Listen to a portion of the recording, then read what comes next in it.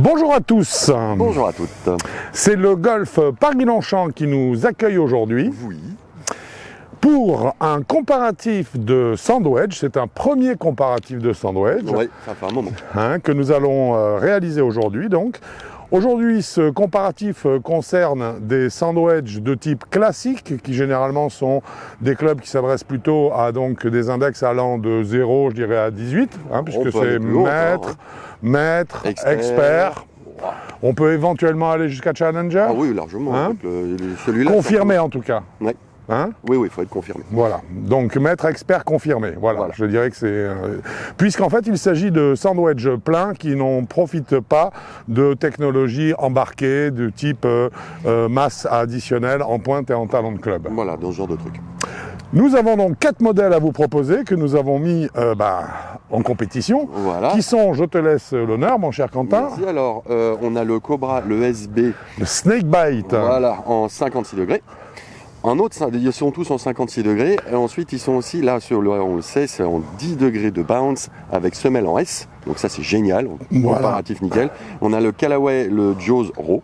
Oui. On a le Titleist, le SM9. Oui. Et puis, de shipping, le Glide Forged Pro. Voilà. Exactement. Donc, 4 sandwichs à 56 degrés, tu viens de nous le dire, que nous allons tester dans diverses conditions, plein coup, chipping, approche lobée, sortie de bunker. Un peu de tout, quoi. Voilà, pour vous dire à la suite de cela, tout ce que nous en pensons. Voilà. À tout de suite. À tout de suite.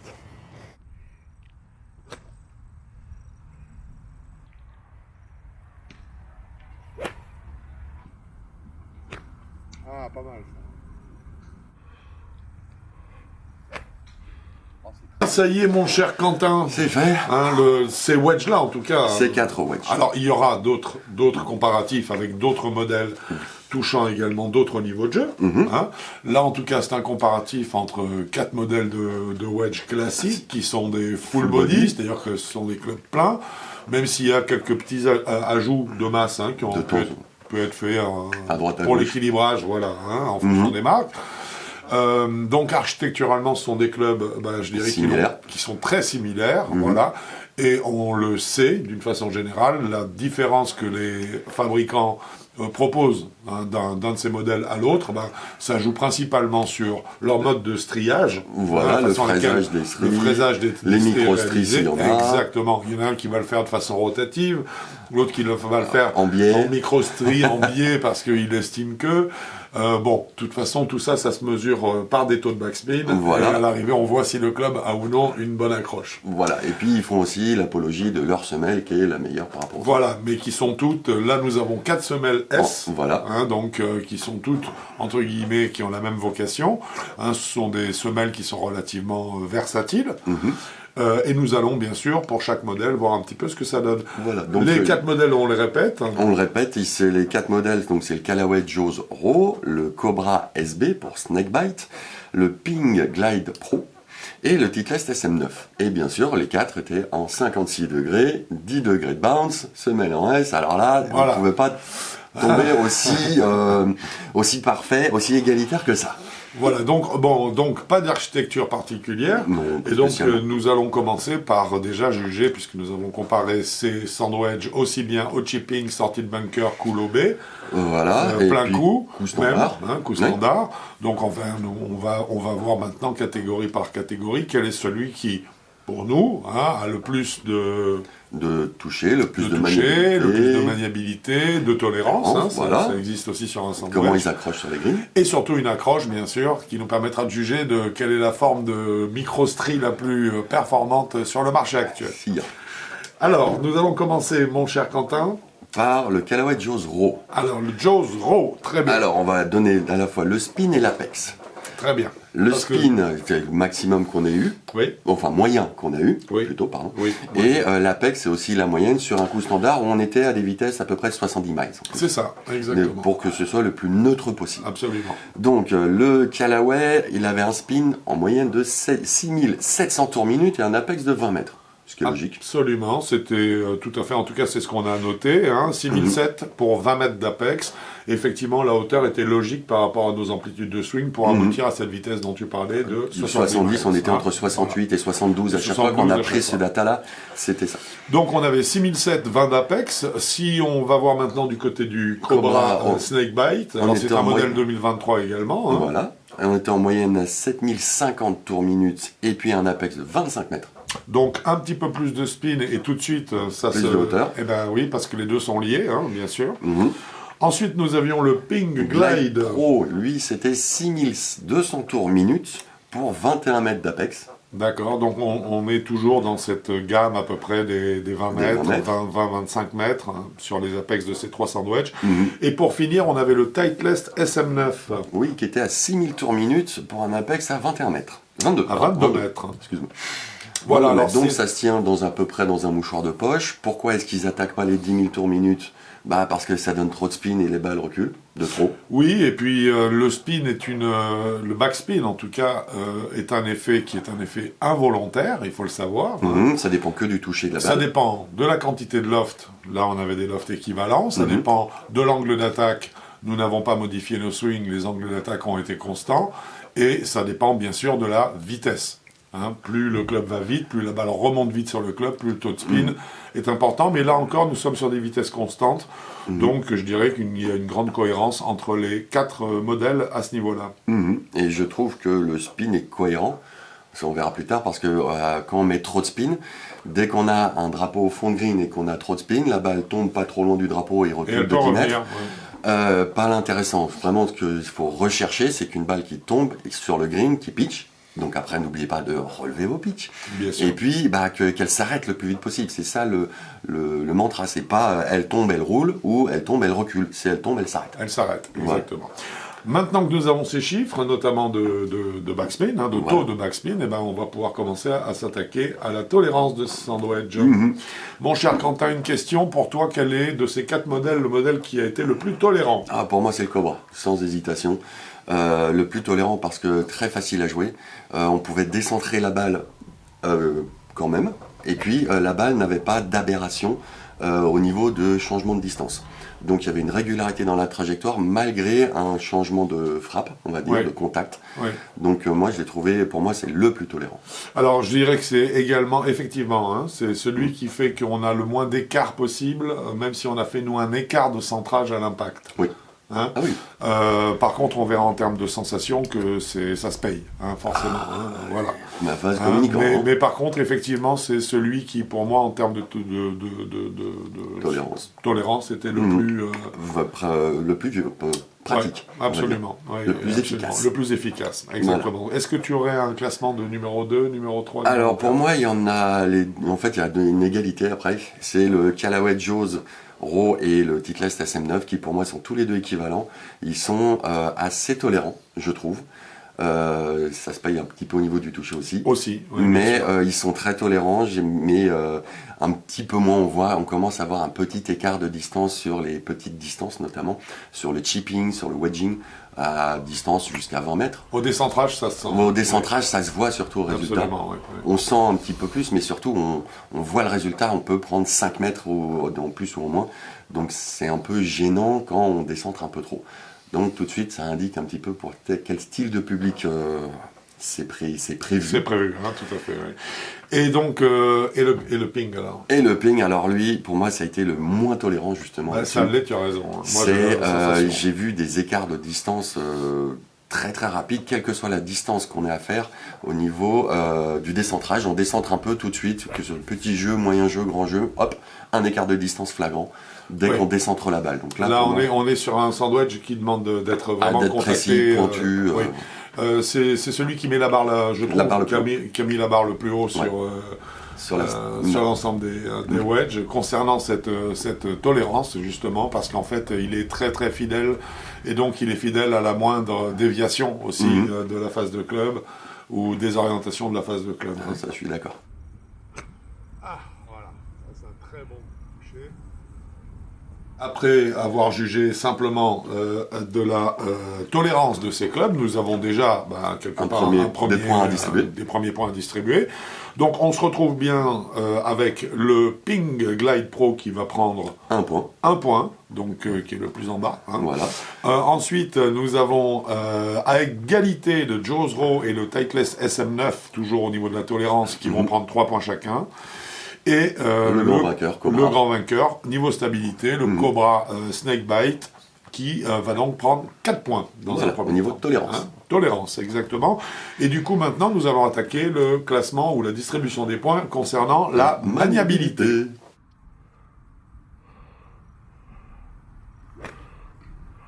Maniabilité, mon cher Quentin. Oui. Lequel, pour toi, de ces 4 sandwichs a été le plus maniable? Ah, bah là, sans Celui hésitation. qui prend 4 points. Celui qui prend 4 points, c'est le Ping. Le Ping Glide Pro, celui-là, c'est le plus maniable. Parce qu'on l'a dit juste précédemment, c'est peut-être le moins tolérant, mais c'est le plus versatile. C'est celui qu'on arrive le plus à positionner. À travailler, à positionner comme on veut. Vraiment, celui-là, c'est pour moi le meilleur placement. Il est très très fort là-dedans. Très fort en maniabilité, ça, je suis complètement d'accord. Et puis surtout efficace, parce que le résultat est là. Voilà, mais il s'appelle Pro aussi. Ah oui. Ah oui, il est touchy, hein. Ok. Donc en dehors, 4 points. En dehors du ping, quel sandwich tu mets en numéro 2? Alors en numéro 2, re-égalité entre le Callaway et le Titleist. Alors on va voir quand même jusqu'au bout que ça a été ces deux concurrents, très, très ils sont proches. vraiment au coude à coude, hein, donc le Jaws Raw et le Titleist SM9. Oui, ceux-là, ils font bien leur boulot, mais le ping est au-dessus. Parce que il est là, au-dessus, comme tout à l'heure, le Cobra était au-dessus en tolérance, effectivement. Et puis après, forcément, en 4e, c'est le Cobra. Oui, alors cette fois-ci, il était très tolérant, mais du coup, il n'est pas très maniable parce qu'en fait, on a cette sensation avec ce sandwich, ce Cobra, que la tête de club est un peu sur un rail, quoi, je veux dire. Oui, qu'on peut pas la bouger. Elle a une inertie, on va dire, qui va faire qu'elle aura un travail très régulier. Et très facile. Très facile, mais par contre... c'est travailler un peu, ça, c'est plus difficile. Voilà, forcément. Du coup, c'est plus difficile de lui imposer des placements de phase de club, des plans de swing de démarrage, qui soient un peu plus fins, un peu plus délicats, en fait, un petit peu plus compliqués. Donc, nous l'avons, ce classement, pour l'instant, en maniabilité. Donc, nous avons dit ping. 4 points. 4 points. On l'a dit aussi. Callaway et Titleist, à Jaws, égalité, 3 points. 3 points. Et le dernier, sur ce sujet-là, le Cobra Snakebite. Voilà, 1 point. Maintenant, nous allons parler d'accroche. Oui, d'accroche sur les greens. L'accroche sur les greens, voilà, c'est très important. Et avant qu'on aille dans le détail, il faut dire que nous avons quand même remarqué pendant l'ensemble de ce comparatif que tous les modèles de wedge aujourd'hui ont quand même une fantastique capacité à faire stopper la balle et à accrocher le green. Je crois que là, aujourd'hui, on peut se permettre d'être même un petit peu plus approximatif. C'est là où on peut parler d'un peu de tolérance sur les sandwich. On peut être un petit peu plus approximatif sur le point de contact avec la balle, point de chute. Et là, par contre, la balle bloque systématiquement, quoi. Donc là, il y a eu un progrès quand même qui a été réalisé sur les sandwichs. Pour moi là-dessus, il n'y a pas un gagnant. Non. Ils sont tous les quatre très efficaces, on voit bien la balle gripper, même le deuxième rebond. On a une sensation d'accroche, même en jouant le coup, on a l'impression vraiment de sentir la balle, qui pourtant ça dure une fraction de seconde, mais on a une impression que la balle vraiment remonte sur le club, qu'elle accroche les stries, et qu'elle va bloquer vraiment très vite en touchant le sol. Voilà, et en plus, surtout, c'est que là, les sandwich, pour tout ce qui est chipping, lob wedge, etc., on a tout fait avec la même balle. Oui, absolument. C'était les mêmes balles, on en avait 12, une belle boîte de 12, c'était que les mêmes balles, il n'y avait pas de balles différentes, donc soft, pas soft, machin, c'était la même. Une continuité dans les sensations, donc il n'y a pas de problème, ça ne mentait pas. Mon cher Quentin, nous allons donc définir en termes de points, voilà. En fait, là, on en donne soit tous le même, soit on n'en donne pas du tout. On va faire comme à l'école des fans. Tout le monde a gagné. Tout le monde a 4. Allez hop. Tout le monde a 1 point ou 4 points, c'est exactement pareil. Tout le monde a la même chose, donc voilà. Les 4 sont à égalité, alors ça a malheureusement tendance à nous faire penser que le mode vraiment de fraisage est parfaitement maîtrisé, qu'il soit rotatif, qu'il soit en biais, qu'il soit et autres. On a des stries principales, on a ensuite des micro-stries entre les grooves. Je ne vois pas tellement aujourd'hui comment est-ce qu'on peut encore augmenter le taux de Bah, faut backspin sur les clubs sans tomber effectivement dans l'excès dont tu parlais tout à l'heure, d'avoir des balles qui reviennent tellement qu'on se retrouve un club court par rapport au point Voilà. de chute. Hein. Donc ça c'est Voilà. là pour l'instant ils tombent sur les bons spins je trouve. Absolument. Même s'ils sont un peu différents, on va de 6000 à 7050, 1000 tours d'écart et pourtant on n'a pas vu d'écart entre Non. deux clubs sur l'accroche quand ça Non. tombe du même point, Non. ça tombe sur à peu près dans la même zone et les deux balles arrivent au même endroit. Absolument. Là-dessus, on a dit. Ce qui veut dire pour vous, hein, vous qui regardez ce comparatif, que en fait, si vous recherchez davantage de backspin principalement hein, sur vos coups d'approche, c'est au niveau de votre technique de swing et au niveau de la qualité de votre contact, donc du centrage de la balle dans la phase de club à l'impact, que vous devez travailler pour augmenter cette accroche de la balle sur lorsqu'elle touche le green. Hein. Puisqu'en fait, ce ne sont pas les outils cette fois-ci. Hein. Cette fois-ci, si ça n'accroche pas, c'est le joueur. C'est soit un angle de tag qui est faux, soit un contact très approximatif. Les clubs en soi, aujourd'hui, tous les sandwichs accrochent terriblement la balle. Mon cher Quentin, nous allons passer maintenant à donc, un thème qui nous est très cher, à savoir les sensations.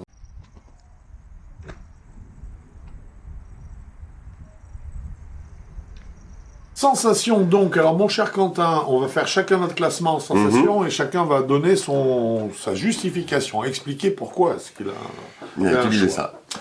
Tu veux qu'on commence par toi? Bah pourquoi pas. Eh bien écoute, allons-y, tu as annoncé déjà que tu avais deux prétendants qui étaient à égalité à la première tête. C'est le Callaway et le Titleist. Le Callaway Joe's Raw et le Titleist SM9 qui pour toi prennent 4 points tous les deux. Oui, parce qu'ils sont très rassurants tous les deux. Agréables à jouer, on peut quand même les manipuler. Oui. Donc ce sont des clubs très agréables à jouer, qui mettent en confiance aussi. Oui. Qui mettent en confiance, on n'est pas là à se dire oh là là, comment est-ce que je vais si je plante le club, ça va être l'enfer. J'ai le ping donc en troisième, parce que pour moi, c'est l'avantage qu'il a, c'est qu'on a un toucher exceptionnel, un toucher pointu à mort, mais dès qu'on décentre un tout petit peu, là, les écarts de distance sont beaucoup trop grands, donc ça devient limite un club un peu dangereux. Oui, tout à fait. Oui. Il est très surtout, versatile, c'est celui qu'on a vu. Imprécis, on va dire. Le jour où tu n'es pas vraiment en forme, hop, tu finis par faire des approches qui deviennent plus aléatoires. Disons que c'est un super sandwich pour le jour où tu es en forme. Le jour où tu es en forme, ce club-là, il est tellement maniable en fait que ça fait du rendement. Ça c'est clair et net. Et puis surtout, tu sais exactement où tu la touches. Voilà. Mais par contre, il met pas un peu moins en confiance. Ouais.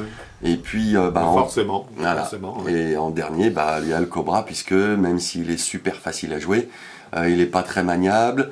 Il est, comme tu l'as dit, en fait, il est juste sur des rails. Donc, c'est pas que je peux rien faire avec, c'est que je vais faire ce qu'il veut.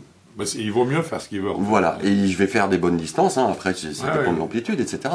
Mais je vais pas pouvoir jouer avec comme je l'entends. Pour un full body, voilà. Donc mon classement, c'est ça, c'est... J'entends bien. Voilà, c'est 4 pour le Callaway et le Titleist, 2 points pour le Ping Glide Pro et le Cobra, Snakebite Cobra, donc 1 point. Eh bien, écoute, cette fois-ci, nous ne sommes pas exactement d'accord. On n'est pas loin. Hein. Non, on n'est pas loin. En ce qui me concerne, j'ai beaucoup aimé dans les 4 le Callaway Joe's Raw. C'est un très bon sandwich. Je l'ai trouvé agréable en termes de sensations en plus. J'ai trouvé qu'il était assez riche, assez fidèle aux endroits où on percute la balle. On a la résonance à laquelle on s'attend quand on la percute dans ces points-là. Je l'ai trouvé relativement versatile, justement, donc on peut l'utiliser dans pas mal de coups, et assez rassurant. Je trouve que c'est un très très bon compromis, en fait, entre tous ces points essentiels qui sont la quantité de backspin, la versatilité, la tolérance, bien sûr, et en termes de sensation, pour moi, c'est celui qui m'a le plus convaincu. J'ai trouvé que le contact était solide. Il amène un bon toucher de balle et je trouve qu'il inspire confiance. Donc 4 points en ce qui le concerne.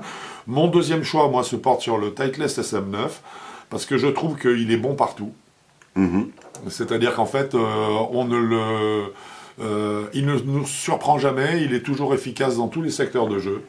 Régulier, je lui reproche juste un équilibrage qui fait que les sensations en tête de club sont un petit peu insuffisantes. J'aurais aimé peut-être un peu plus de poids, tu vois, dans la. Ça, dans on la en tête de reviendra à club. la fin sur Oui. les critiques globales.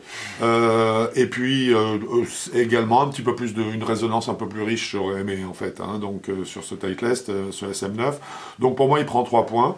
Ensuite, j'ai attribué 2 points au Ping parce que effectivement, c'est celui qui sera pour moi le plus efficace à partir du moment où j'ai à essayer de varier énormément mes types d'approche autour du green. Hein, c'est-à-dire que lui va me permettre de glisser le club sous la balle un petit peu comme je veux. Par contre, c'est vrai qu'il a un côté dangereux. C'est bien les jours où je vais être en confiance. Par contre, ça risque de me faire peur les jours où je ne suis pas en confiance. Parce que c'est pas lui qui va me sauver le coup. Hein. C'est moi qui vais réaliser le coup. Si je fais la moindre faute, je la paierai cash. En dernier lieu, donc pour moi à 1 point, le Cobra Snakebite. Pourquoi ? Parce que cette fois-ci, c'est un manque de sensation globale que je lui reproche. Qu'on prenne la balle à peu près n'importe où dans la phase de club, on a un petit peu, je dirais à peu près le même genre de sensation. Je l'ai trouvé moins fin dans la distribution justement de la percussion de l'onde de choc. Je l'ai trouvé un peu plus, entre guillemets, bateau. Voilà. Il m'a moins excité, on va dire, que les autres. J'ai plus eu l'impression d'avoir fait un sandwich. Comme j'en ai joué 100 000 toute ma vie, j'ai pas vu vraiment le plus qui pouvait m'amener. Donc voilà, moi mon classement, c'est, comme je l'ai dit, c'est Jaws Raw de chez Callaway en premier, puis ensuite Titleist SM9, ensuite le Ping Glide Pro, et pour finir le Cobra Snakebite. Mon cher Quentin, tout ça va nous donner une avalanche de notes. Voilà.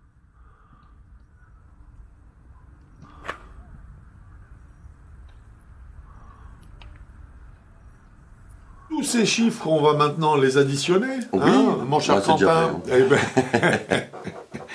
alors, nous avons un gagnant, en fait, de ce comparatif, avec 15 points cumulés. On a tout additionné, les notes de Quentin, les miennes, plus celles concernant l'accroche sur les greens, la maniabilité et la tolérance. Celui qui prend le meilleur score, c'est le Callaway Jaws Raw, avec 15 points, suivi de très très près par le Titleist SM9, 14 qui points. cumule 14 points, suivi ensuite du Ping Glide Pro, qui passe à 10 points, qui sort à 10 points. Et pour finir, malheureusement, le petit dernier, mais il en faut bien un, c'est le Cobra Snakebite qui, lui, cumule 8 points. Voilà. Alors, bon, tout ça, c'est bien, ça nous a donné déjà ça vous a donné en tout cas une idée sur notre sélection. Maintenant, est-ce qu'on parlait un peu de gamme ? Oui, bah la gamme pour les full body, c'est 0,18. Parfait, donc ça veut dire maître et expert chez nous. Hein ? Exactement. Après, on peut... Parce qu'ensuite, qu'est-ce qu'ils font ? Si on est au-dessus, si on est en si on est challenger, au-dessus, en général, on prend confirmé. des gaming provers. Des cavity back, des game improver, exactement, hein, des sandwiches avec des répartitions de masse plus importantes pour être encore plus tolérant. un peu plus tolérant encore, exactement. Hein. Après, on peut parler de toujours deux choses. La première, c'est la tendance qui commence à ralourdir un tout petit peu les têtes de club. Alors, moi je trouve que ça va mieux. Ça va mieux, Ça va mieux. Pour moi, c'est pas encore ça. Ça a évolué, je trouve, depuis 1 an. C'est déjà plus correct. Voilà. On a des swing weight, donc des équilibrages, des répartitions de masse entre la tête de club, le shaft, le grip, qui aujourd'hui sont un peu plus cohérentes. On était vraiment tellement léger. Tellement il y a 2 ans léger, de ça, c'était incontrôlable. On sentait rien du tout des distances qu'on voulait parcourir. Il y a un petit mieux. Ce que tu es en train de nous dire, c'est que ça pourrait aller encore un peu plus loin. Ça pourrait aller, de mon point de vue, encore un peu plus loin, éventuellement, ou proposer, au lieu de proposer plusieurs semelles différentes, éventuellement proposer moins de semelles, mais des poids un peu différents. Des swing weight différents. Voilà. Donc, et pour ça, swing weight, c'est comme ils proposent aussi des shafts carbone. Oui. Alors, ça peut jouer, mais là, attention encore une fois. Alors, c'est ce qu'on a vu sur ce comparatif. Cette fois-ci, les marques proposent dans le catalogue directement des shafts en carbone, donc pour des wedges. Nous avons fait les tests, hein, on est tout à fait prêt à essayer. Voilà, exactement. C'est le but, on est là. Mais le résultat, une fois de plus, ne s'est pas du tout montré convaincant avec les manches carbone sur les sandwichs. Hein. Non, parce qu'on sent le torque d'un seul coup du club, on sent a une perte de contrôle de la tête de club. Voilà. Et puis derrière, c'est vrai que Et puis une flexibilité. une flexibilité, et puis le moindre coup de sang qu'on peut avoir, Voilà. ça peut accélérer d'un coup sec la tête de club, la faire vriller, et puis avoir une direction, une distance qui est, entre guillemets, pas aberrante, mais C'est ça. trop éloignée de ce qu'on voudrait faire en réalité. Parce que la flexibilité devient trop importante avec le carbone. Voilà, c'est pour ça qu'ils sont aussi un peu plus légers. Absolument. Donc, mais bon, après, on n'est pas contre le carbone non plus. Non. On trouve l'acier plus efficace de notre point de vue. Nettement, absolument. Le carbone, après, si vous avez besoin d'un carbone et que ça fonctionne bien, il faut aller dessus. Ouais, Il faut qu'il y ait un club qui fonctionne Bien sûr. Mais les sensations restent quand même beaucoup plus franches avec de l'acier. avec de l'acier. Ça, Voilà, c'est clair et net. Hein. exactement. Je crois que nous avons approximativement tout vu. Voilà, Exactement. tout vu. C'est fait. Les chiffres du prix de chacun de ces sandwichs vont apparaître ou sont déjà apparus. Mon cher Quentin, ce comparatif est terminé. Oui. Hein, il y en aura d'autres concernant les sandwichs, puisque nous avons Et encore... d'autres clubs encore. Et bien sûr, d'autres comparatifs tout à la fin de cette année et tout au début de l'année qui va venir, 2024. en attendant les nouvelles productions 2024. Voilà. J'espère que cette vidéo vous a plu. Mon cher Quentin, je te dis à bientôt, Pour un nouveau comparatif. par exemple. Bon golf à vous. Au revoir.